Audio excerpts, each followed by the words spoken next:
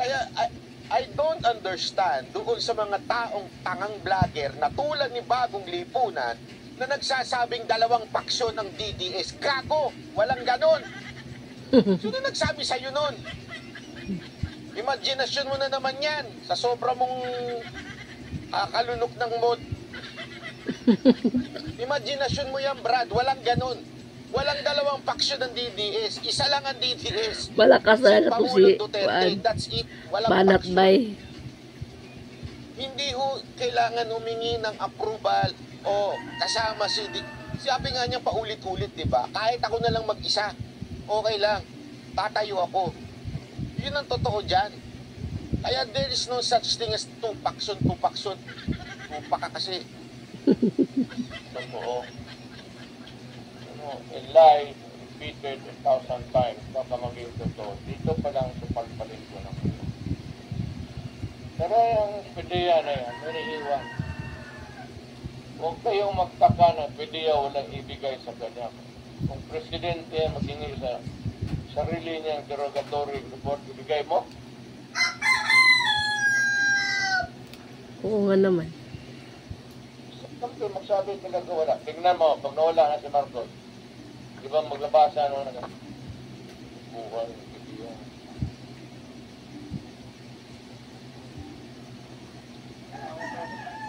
Galing talaga niya ng Banat Bay. Pag ano? Mag-reaction. Who will prove hindi ako ang tumakbo ng public office. It is an accusation against him from the public.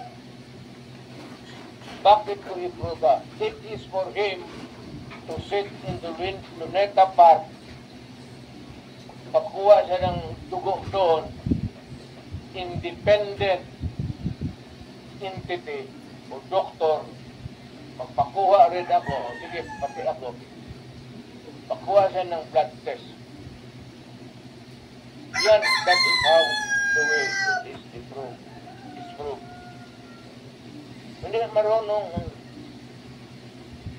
sila yan sa public office. May accusation sa iyo.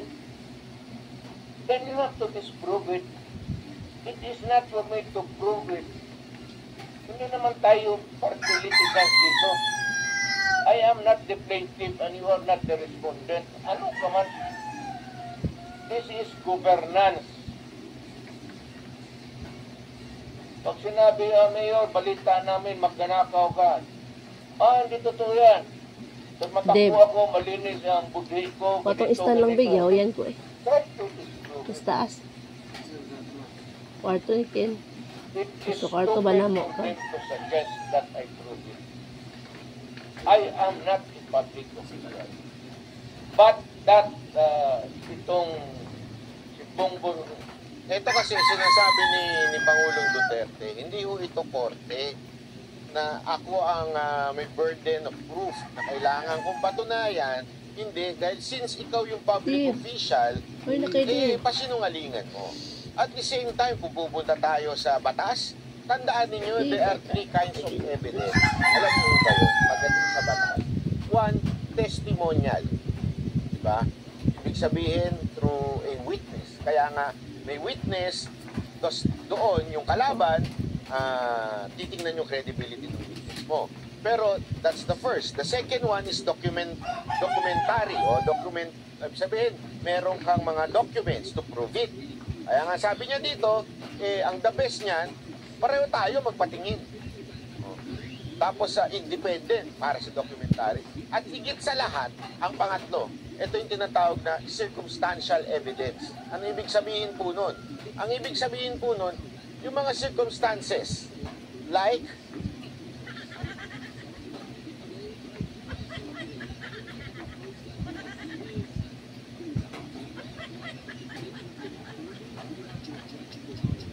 yun po yung sinasabi ni Pangulong Duterte. Nililinaw ko lang po. Ay, naku, Banat Bay, kaya ka tinatawagan eh. Bongbong Marcos, drug addict, has been there since at the beginning of his term. It is going around the country at alam ninyo na ganun ang biruan. Noli, Kaimboy, salamat po. Pula-pula pa. Alam na ninyo na lahat nagsasabi, military nagsasabi.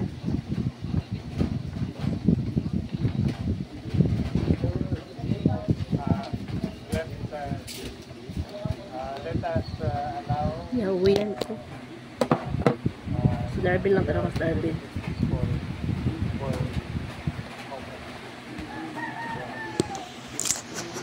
Alam mo, wala talaga kaming away. Wala akong nakita sa kanyang work na fighting ko. Wala, mabait eh. Doon nga sa nakasabi ko, I regret this moment that it will come to say it in something. Noon, sabi ko, nagsusugat siya. Sabi ko na yun. may gamana, salamat. Hanggang ngayon, we have been sitting president who is a drug addict.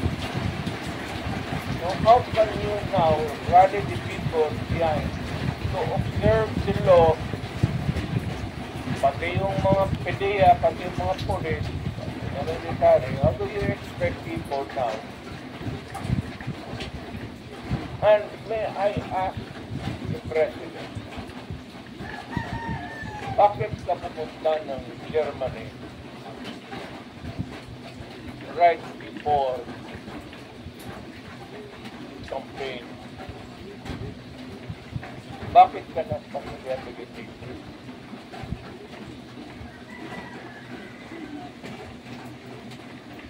Eto, gusto nyong circumstantial evidence? Hanapin nyo yung video. Pahanap nyo kay Jojo. Pagod na ako mag-google. Hanapin nyo yung video nung siya'y nangangampanya. At after ng campaign, nagpunta siya ng ibang bansa para maging, sabi nga ni Pangulong Duterte, para magpa-rehabilitate. Kasi preparation for the presidency. Kasi alam naman natin, pag nagsimula na siyang magsilbi bilang presidente, the camera is always him, diba? Media. So, mahuhuli talaga kung meron siyang kakaibang vitamins, diba? By the way, natanong ko pala ba? Lukuto sa Barat Bay. Hindi ko sinasabi na pagkabigay ko sa kanya. But bakit ka pupunta doon at pumasok ka ng example? And Wilson, salamat. Mida Bawenyos, love support Duterte. Yun. Thank you 100% watching from Sydney. Salamat po, Ans Wilson. MTL Guerrero, salamat po.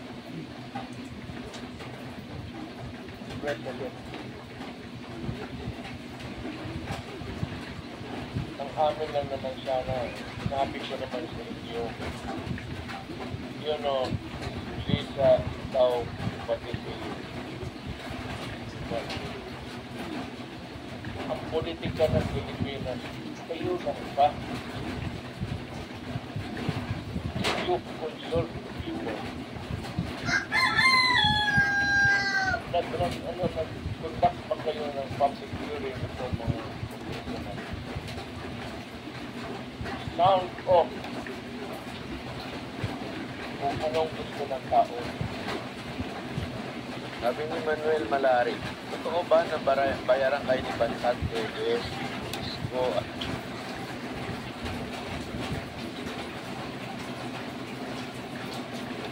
at mga Duterte. Sana. Hindi, totoo po, sana. Gusto ko talaga. Para maka-Japan ulit, diba? Alam mo, sobrang bilib dito sa akin.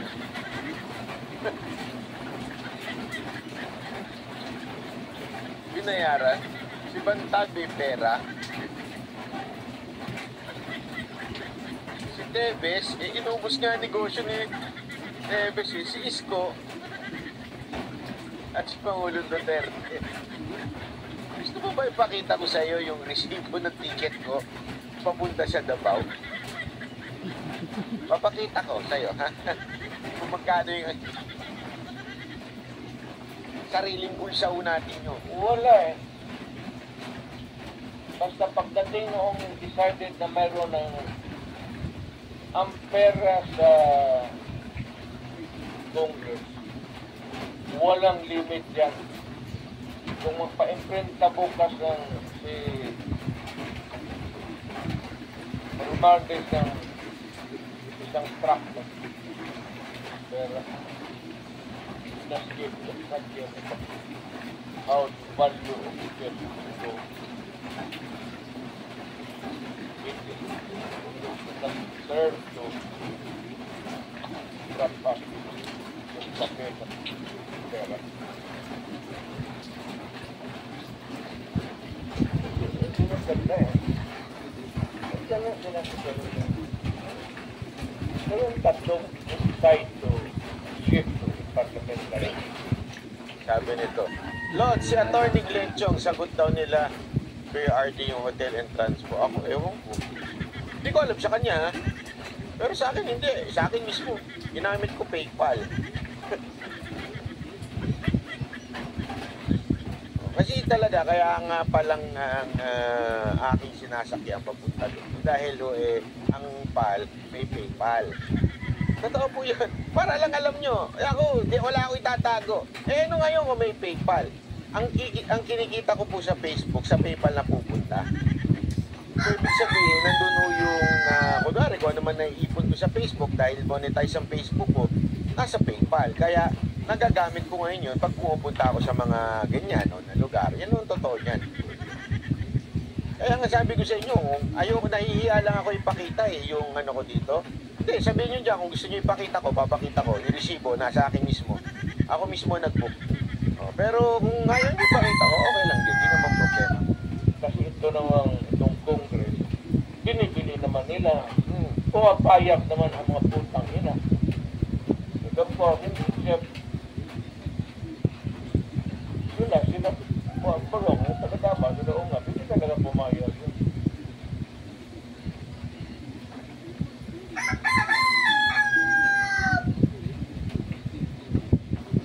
So, yun lang ang sentimento ko. By the way, there will be a sort of a regrouping in the political arena dito sa natin.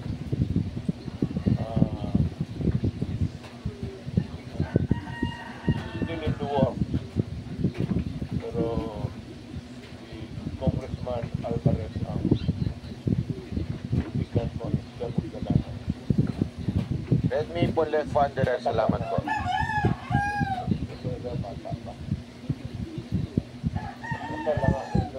Joylyn de Gaspi, salamat po.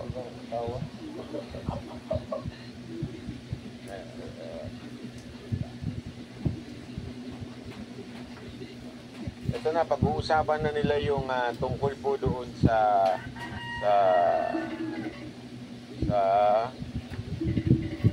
tawag dito, doon sa Mindanao. Ayun. Ito, pakita ko sa inyo. Ayan, ticket ko.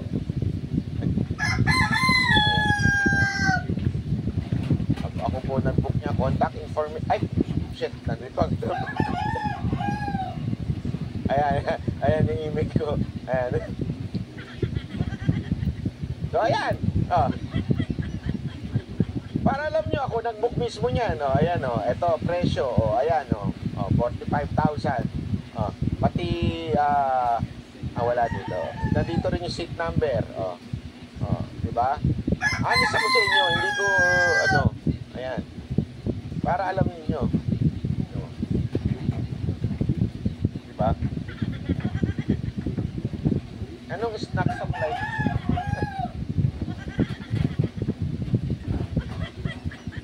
Secret! Talay. Sa lahat na naghihirap sa type ng player, hindi nakakakain na maayos. Hindi makatulog na maayos. Wala kang lakas. Talay natin. Ito na yun, ha? Pasa.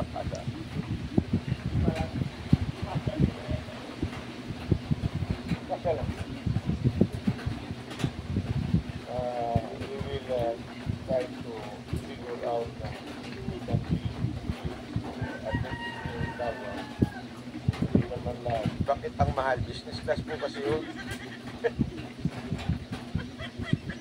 Requirement ko sa sarili ko yun. Hindi ako magbiyahe pag hindi business class. Criminal na, salamat po ah.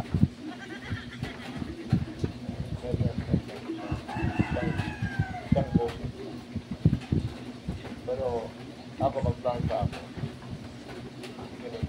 We do not accept people. Governor Congressman, wala kang people.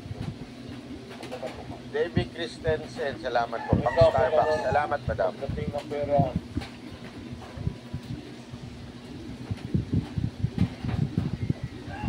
hirap yan. Ito naman PDP. Ito, sinasabi niya na po na medyo fast forward na natin.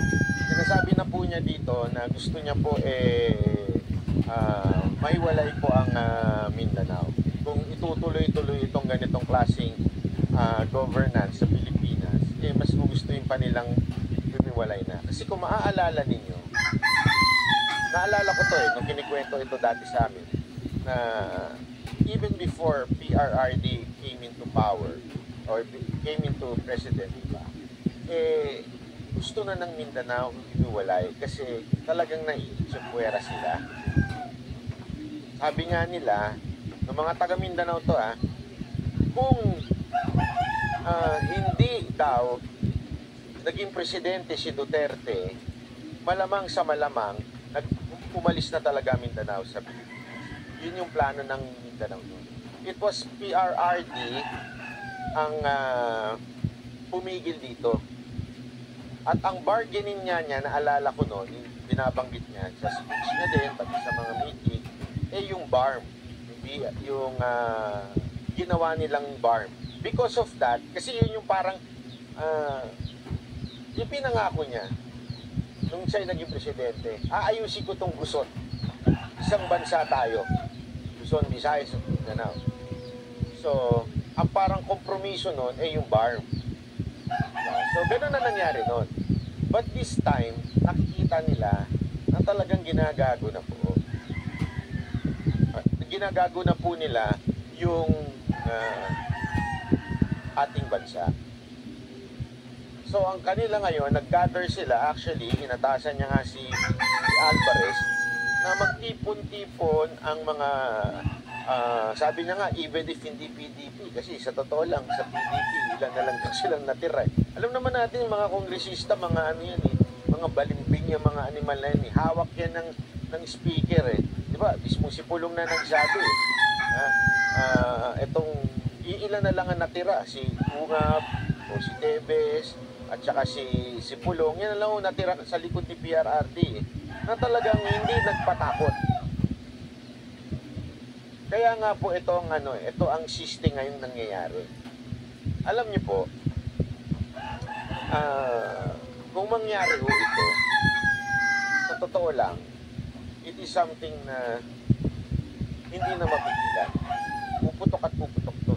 Dahil sa ginagawang katarantaduhan ng gobyerno natin, lalong-lalo na ho itong speaker natin, puputok at puputok to. Although, as I've said, sa simula ng video ko kanina, I disagree. Why do I disagree? Not because mali si Pangulong Duterte, hindi. I disagree because I will still fight for my country. Ilalaban ko po ito. Hindi ho ako papayag na maiwalay ang Mindanao sa atin. The quickest way to increase the length of your manhood down there and make it stronger and harder is to go to your kitchen and follow the accepted African method. Balatbay. Dahil ang mga taga Mindanao, maraming mabubuting tao, maraming mabubuting politiko dyan.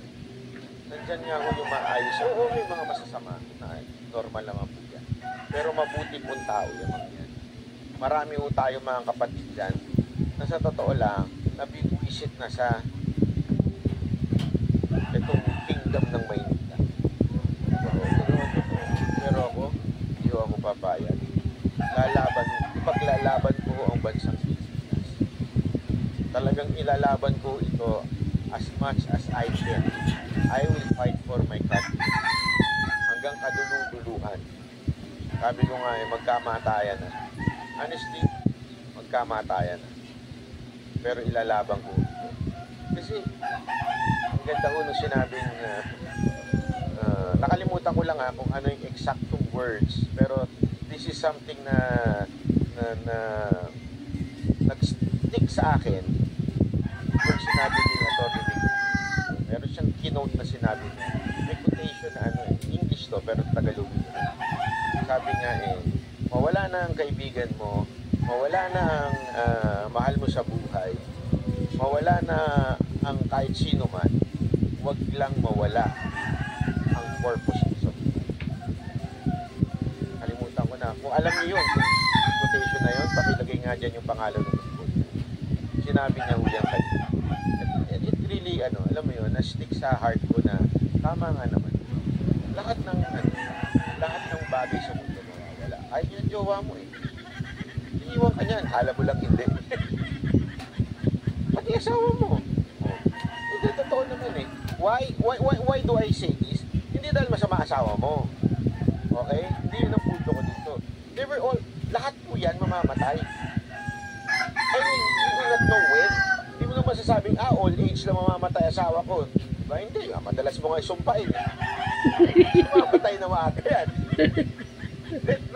Naintindihan niyo ibig sabihin? Tama siya. People, nadidepress ang tao, it's because of the... Natutuwa ko dito kaya no banat ba purpose mo sa buhay. And I think, Kumidyante dapat din. yun ang mailagay natin sa puso't isipan natin. Isa sa purpose natin sa buhay na ito, tayo po ay Pilipino. Huwag po natin kakalimutan.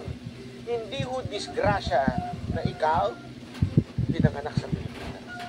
Ay ikaw ay pinanganak na Pilipinas. Minsan mapapaisip ka Isipin mo buti to, dapat di ako pinanganak sa Japan. Lord naman alam mo totoo, walang biro ito Pag ako nagpupunta ng Japan, pag kinakausap ko ang Lord, minsan natatanong ko yan. Kasi hindi naman ako yung tipo na pag nag-Lord, Lord! Hallelujah! Hindi. Alam mo yun, pag ako nag-ano sa Lord, minsan magre-reklamo ako, Lord, bakit ganun? Sila walang Diyos, pero grabe ang disiplina. Diba? Minsan mapapano ka, Lord, bakit ako pinanganak dito sa Pilipinas? Bakit hindi ako pinanganak sa Japan? Japanese citizen na sana. Bakit hindi ako pinanganak sa Amerika? Sana Amerika citizen. Natutuwa ako dito kay Bakit ako pinanganak sa isang bulok na bansa? Bakit ako pinanganak sa kurap na mga opisyal? Bakit? May purpose ka. Pinanganak ang Pilipino. May dahilan yan. Mahalin mo ba yun? Hindi aksidente na dito ka pinanganak ng Diyos. Mandaan yan. Hindi aksidente yan. May dahilan. Kaya mahalin po natin ang bansa natin at ipaglaban po natin. Hindi ko sinasabing masama yung pagsasabi ko kay Pangulo Duterte. Siyempre, I would understand the heart of these Mindanaoan. Naintindihan ko yung puso nila na gusto na nilang umalis sa kaguluhan ng korupsyon ng mga Pilipino sa Luzon. Diba kahit naman tayo pero every time I would ask myself, especially when I talk to them, I would ask the same thing. Lord, bakit ako pinangat dito sa mga korap na ito? Mga kaboto. Para mahalin mo bayan. Para ipakita mo sa kanila na pwede kung magtutulong-tulungan tayo, huwag niyong sukuan ang bansang Pilipinas. Huwag niyong sukuan. Marami nagsasabi sa akin, kahit naisip ko ito kasi marami kumakausap sa akin, nasasabi ko hindi. may mga taga-ibang bansa nagtatanong dito. Bakit? Sa totoo lang, hindi ko rin alam sa alam ko lang, nabudol sila. Pero yung totaling, alam mo yun, kaya lang, ito na yun. Huwag mo kayong sumuko. Mahalin natin ang Pilipinas, ipaglaban natin kung meron tayo dito sa Pilipinas. And I know, kaya nga, ito, maybe this is the time na sabihin ko yung sa'yo. Alam nyo, tulad na sinasabi ko kanina, hindi ko lang. Itong mga nakaraang nag-start po ito noong December. Siyempre, may mga natuwa. Guys, Pero alam nila, January, simula na ang bakbakan. Kaya nung December, January, dyan na nagsisimulang unti-unting pa yung buckets ng accounts ko. Not only in Facebook, but also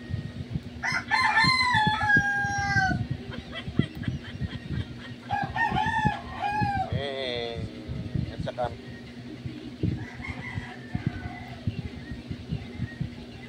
Ito ng ang pera sa Congress, walang limit yan. Kung magpa-imprenta bukas ng si Romandes ng isang truck ng pera, it does not care about how the value of the peso would go. It not deserve to drop up yung papel na pera.